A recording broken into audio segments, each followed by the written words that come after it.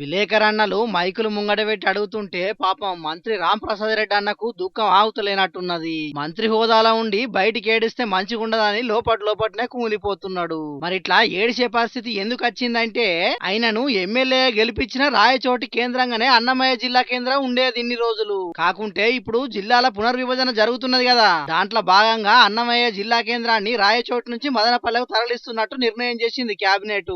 ఈ ముచ్చట తెలిసి పాపం రాంప్రసాద్ అన్న ఇట్లా దుఃఖపడ్డాడు. అయినా గాయంత దానికే గిట్ల ఏడుస్తాడా అని మీకు అనిపిస్తుండొచ్చు గాని ఇగో ఇదివరకు మాట్లాడిన గీ మాటలు యాదికి వచ్చినాయి కావచ్చు. మంత్రి పదవి కోసం అమ్ముకున్నాడు జిల్లాను. అమ్మేవాడు ఎవడు కొనేవాడు ఎవడు? నేను నా వల్ల ఈ జిల్లా పోతుంది అనుకుంటే ఇప్పుడే రాజీనామా చేస్తా. నేను ఇంకోటి కూడా చెప్తున్నా, ఇప్పుడు కూడా నా సెల్లో ఉండేది 8 మంది మంత్రులు కమిటీలో ఉన్నారు.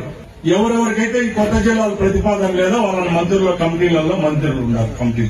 ఇన్నారు కదా, జిల్లా పోతుందంటే అవసరం అయితే నా మంత్రి పదవి సుతం రాజీనామా చేస్తా గాని వెనుకకు మాత్రం తగ్గేదే లేదన్నట్టే అన్నమయ్య జిల్లా కోసం ఇంత కరాఖండిగా మాట్లాడిండు. అందుకే ఇప్పుడు ఆయనను గెలిపించిన ప్రజలకు ఏం చెప్పాలనో తెలియక అటు పార్టీ అధినేత సీఎం చంద్రబాబును జిల్లా కోసం మెప్పియలేక ఇట్లా దుఃఖపడ్డట్టున్నాడు.